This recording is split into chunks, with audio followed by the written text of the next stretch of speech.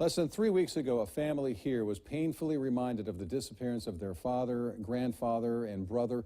It was Valentine's Day of 2012, and 60-year-old Robert Roy Richardson called his daughter and was never heard from again. I sat down with his daughter, Kendra, and our special report, Missing Lives. She told me the search for her father is more about a search for closure. This is my dad when he came home on leave from the military. Kendra Richardson's apartment is littered with reminders of her father. I carry him in my heart every day. A man who taught her so much and cared so much for others. He taught me values. He taught me how to laugh sometimes at just the most crazy things. He taught me how to live life and enjoy it. But apparently couldn't enjoy it himself. It was about 6:30 in the morning, and I got a phone call. Her father wanted her to pick up the keys to his truck and drive it home from the top of Gowdyville Road, about 15 minutes from her home. She offered to drive him to get it, but he said a friend was giving him a ride to Roseburg. And then I said, well, I love you, and he said, I love you. It would be their final exchange. I said, something's not right. Kendra is borderline certain what happened to her father. When she went to his home to get the keys, she found a lengthy letter. I'm sorry I'm doing this. I can't live with the pain anymore, and I don't want to start over again. He had lost his job. He was in substantial pain and obviously mental. He was severely depressed. She knew what the letter was telling her. His intention was to end his life. And it was too late to stop him. A gun was missing, and so was his bike. Along with the letter, belongings were arranged in piles with directions of who got what.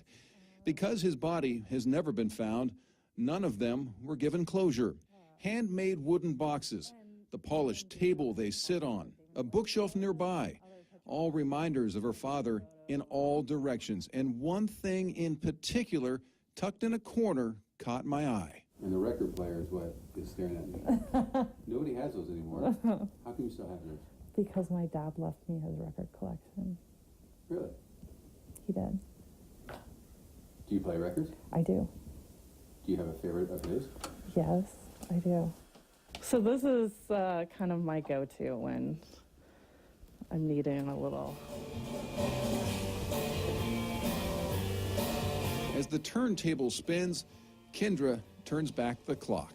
I used to listen to this in his truck with him on cassette all the time. The truck she was told to sell, with half the money to pay for a trip to Disneyland for her and her son, and the other half to help her brother launch a beer brewing business. A truck they never sold and have kept stored. As much as she laughs, she hurts. He loved his grandbabies. The man who loved others so much and took care of them as best he could, his pain has ended. Theirs has not. 7 years of wondering, leaving a sliver of doubt, craving that closure. It's just us really wanting to have that closure and to say, like, okay, we are definitely moving on at this point. And as much as she prays for it, she has a plea for others, hurting, spinning downward. If anybody is out there and they are struggling, please reach out to somebody. After all, that plea for help may stop others from going through what Kendra and her family are going through.